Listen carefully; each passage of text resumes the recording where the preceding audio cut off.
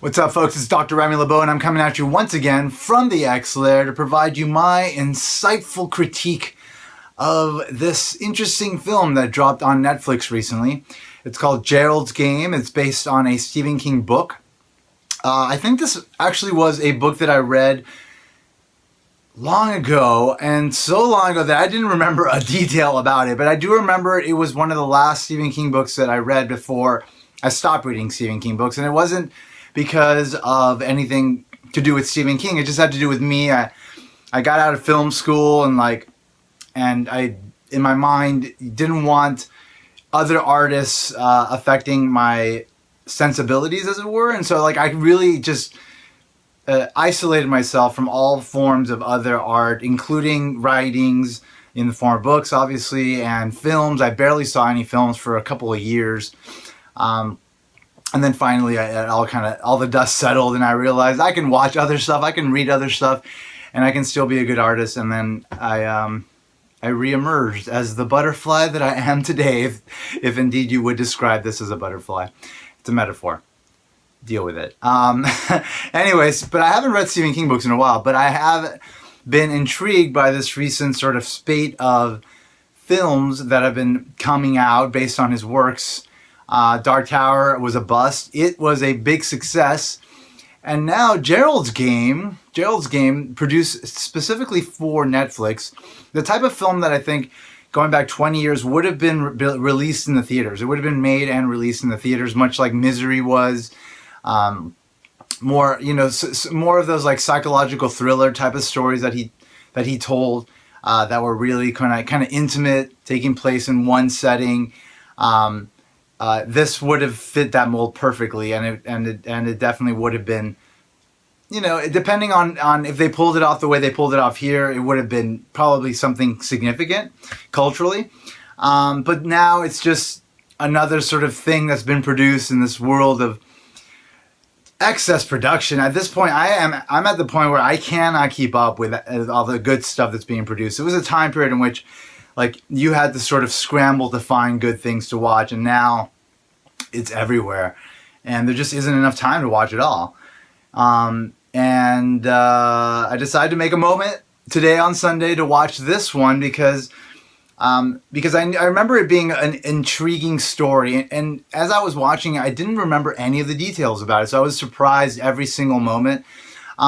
So here are my general thoughts. It's an excellent psychological thriller, very low key, but it just takes you on this psychological journey that the main character is on, and it's relentless, and it's so effective. It's so effective. It's ultimately about dealing with one's own demons, like the demons of one's past, explicitly for those that have the unfortunate past of having been molested by a parent, or having been abused by a parent. So it ultimately becomes a story about monsters, the monsters in our head, the monsters in the world, and how the monsters in our head really are worse than the monsters that exist in the world, that may have emerged from this sort of early childhood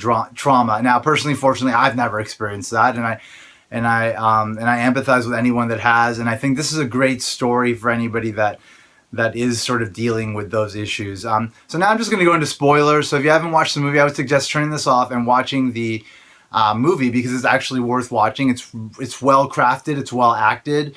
It's a great story, and I think you would appreciate it. So anyway, I'm going to go into it. So yeah, I mean, this whole thing, man, I forgot. So for some reason, I thought that Gerald's Game was Gerald's Game the entire time, and I thought that it had something to do with the husband kind of cracking, and once he ties his wife up, sort of going down a very dark path with her, and doing all sorts of horrible things to her, while she is helpless against him. And that wasn't what happened at all. It was sort of an interesting setup. But as soon as he died, as soon as he had his heart attack and he died and she remained handcuffed, I realized the kind of journey I was being taken on. And it was unsettling from that moment. I was like, damn, like, how can they sustain a film? First of all, how can they sustain a story for, it was like, that was like 20 minutes into it or 15 minutes into it. So you're talking about an hour and 45-minute movie. So like, how are they going to sustain a story for an hour and a half?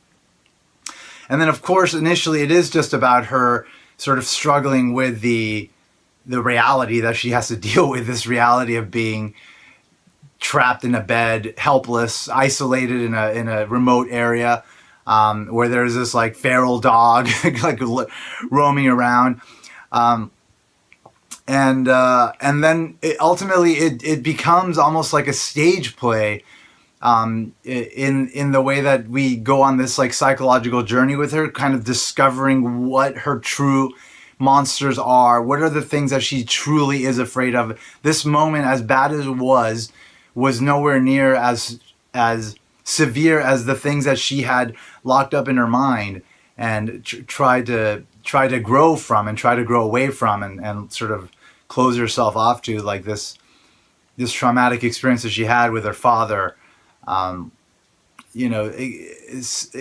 sexually abusing her in a very direct and indirect way. The way that we kind of went on that journey was really interesting. The sort of the psychological perspective that she had on what was going on around her, manifesting as like a version of herself and a version of her dead husband who was just lying at the foot of the bed, having conversations, kind of bringing out this past and like kind of paralleling it with what she had experienced that brought her to that moment, sort of just kind of choosing a husband that kind of mirrored what her father was like, and ultimately the handcuffing was a metaphor not just for the control that her husband sort of had over her in a sense, but the control that her father had over her mentally.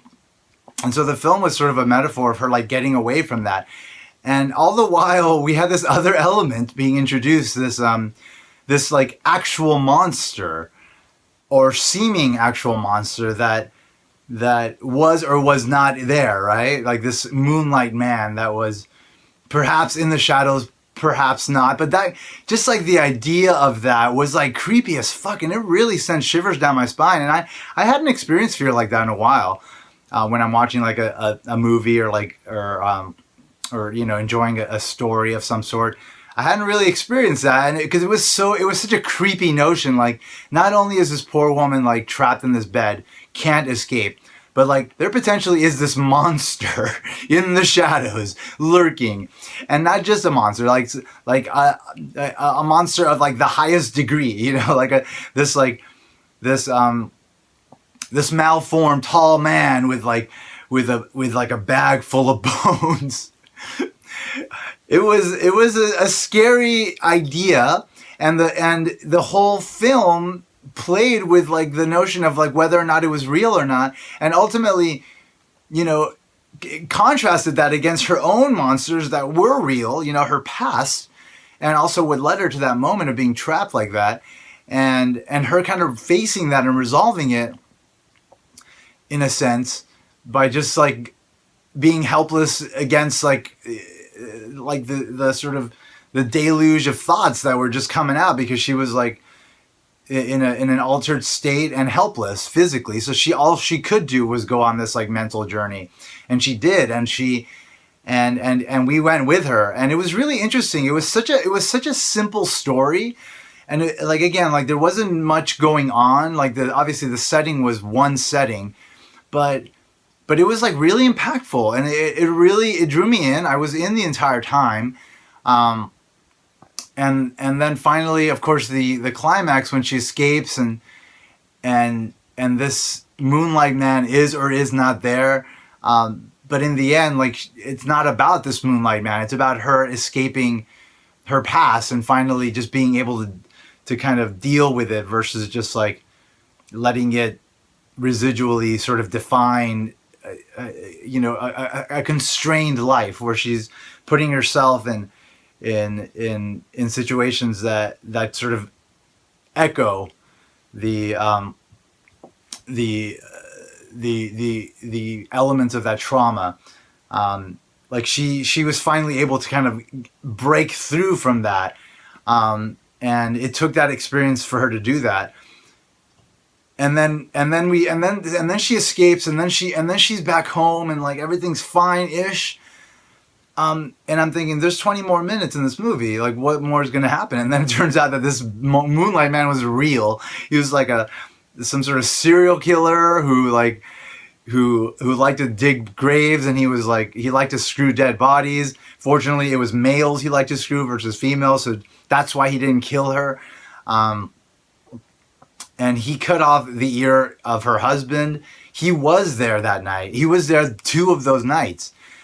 And that moment when she walks into the courtroom and like she faces him and like she sees her father and she sees her husband, and then she says, "You're not as big as I thought you were." Like, it's such a powerful moment. It's like her finally like being able to, in person, in a tangible situation, face her monster and sort of eclipse.